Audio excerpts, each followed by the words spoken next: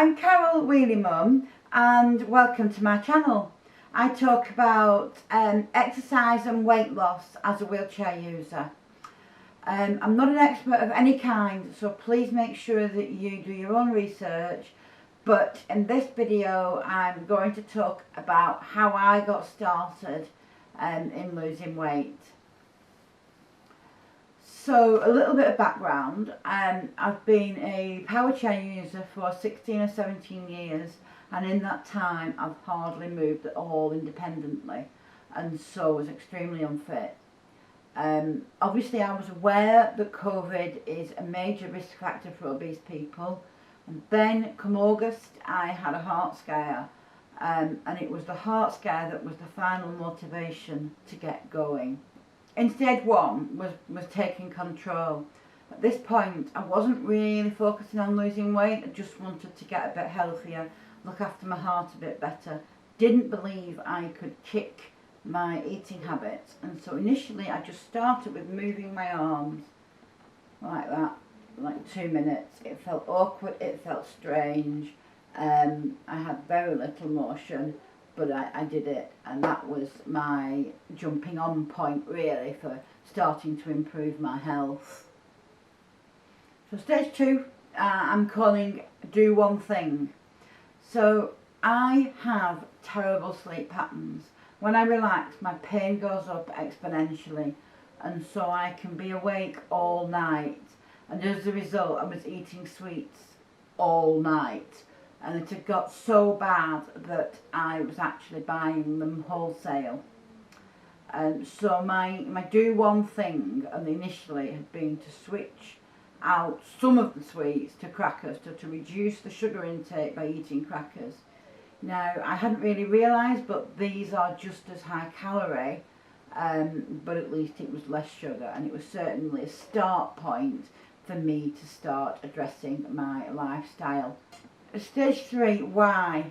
Why was I obese?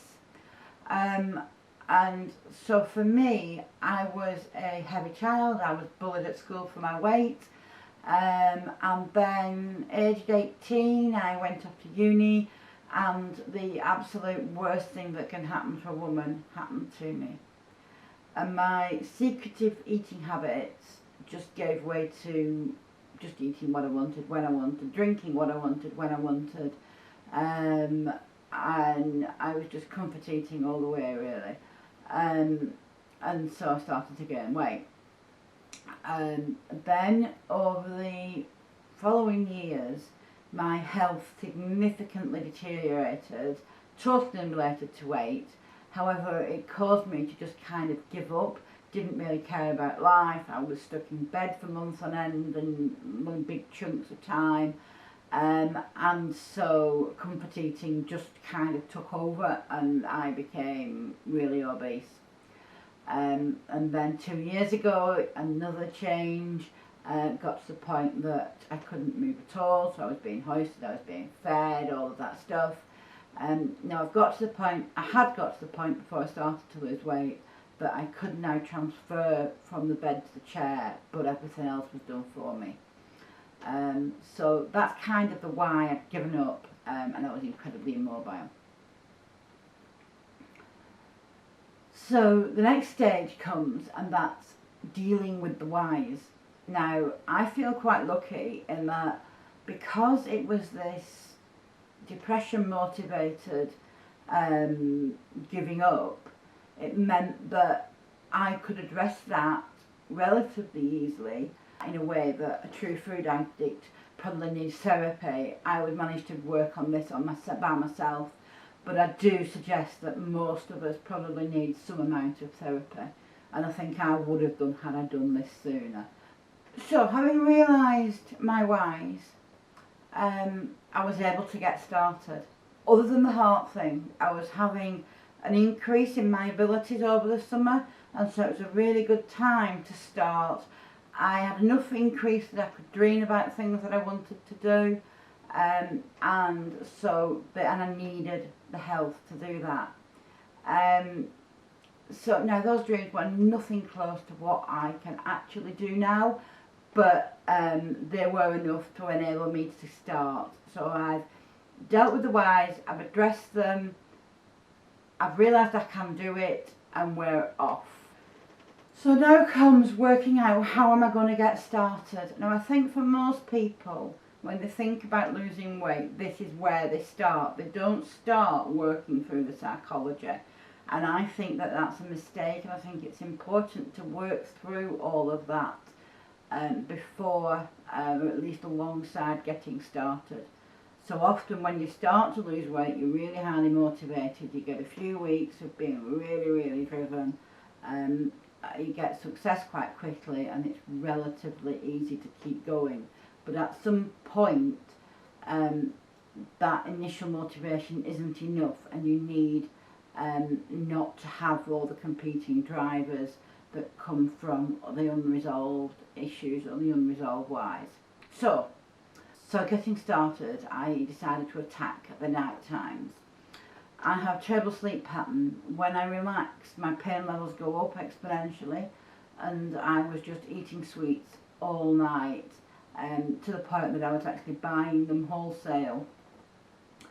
And so initially I decided I would switch out some of the sweets and replace them with crackers, and not really thinking about calories and how high calories crackers are, but I was juggling that to try and bring the sugar line down and try and break some of that sugar cycle, which I did do.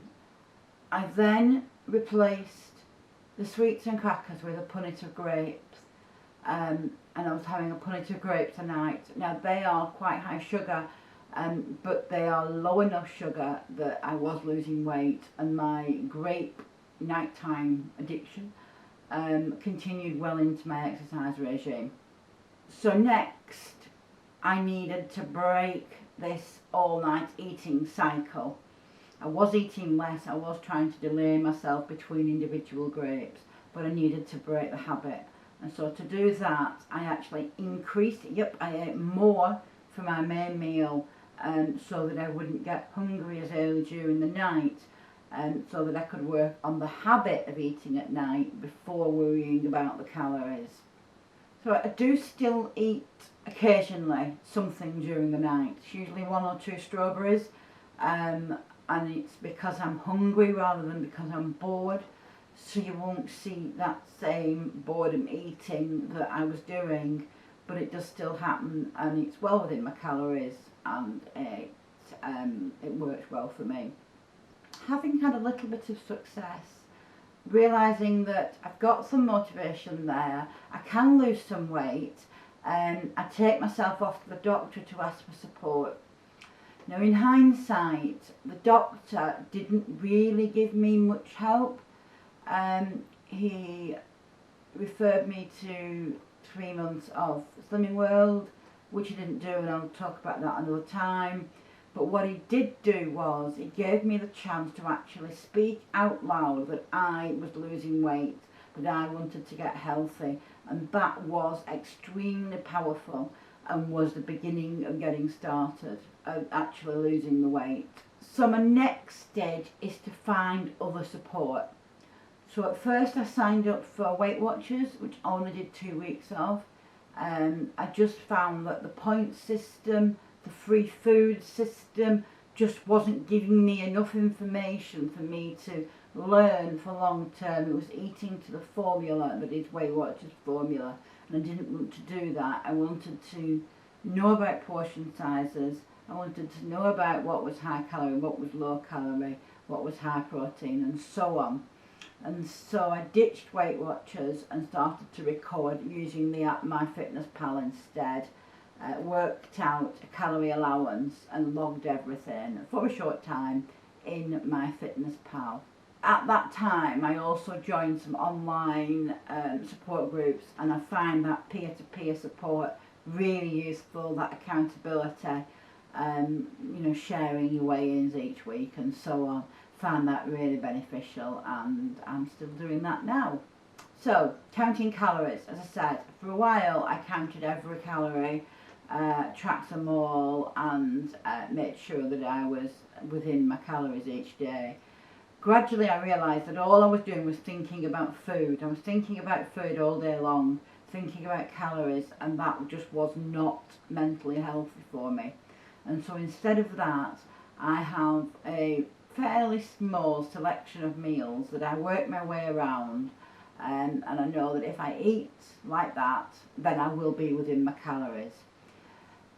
So if I have a takeaway, if we have something different, if we have something special, then I will track my calories, just so as I know where I am, if I'm within my calories or if I've gone over my calories by how much and so on, so that I'm getting the information I need.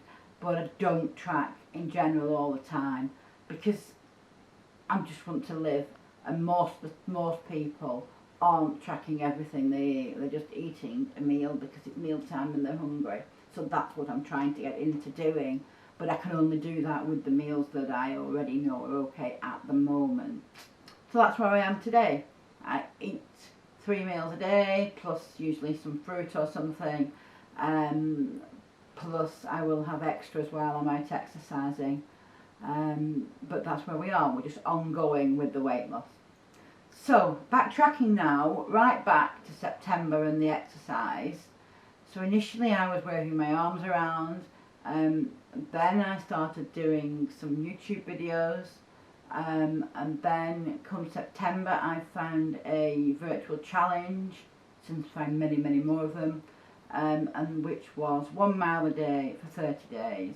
And initially I didn't have the wheelchair you see me in today, and so I was doing 20 minutes exercise instead of a mile, and then I gradually built up, once I'd got this chair, to being able to do 1 mile a day, until by the end of September I'd managed to make up the missed miles, and I'd done my 30 miles over the month of September. And so I gradually built really slowly from there.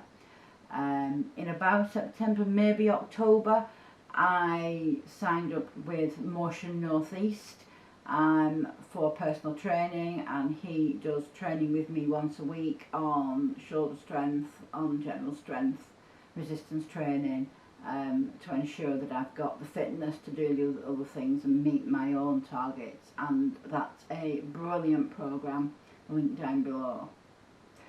So if you are a friend of somebody who needs to lose weight, please don't use my videos or anybody else's videos or any other resource to take to them to say, hey, this person's lost weight, so could you.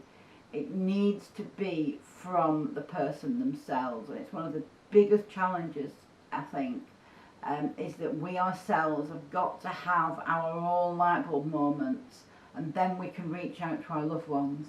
And at that point, our loved ones can encourage us, can be there to be our support behind us, meeting our goals, not theirs.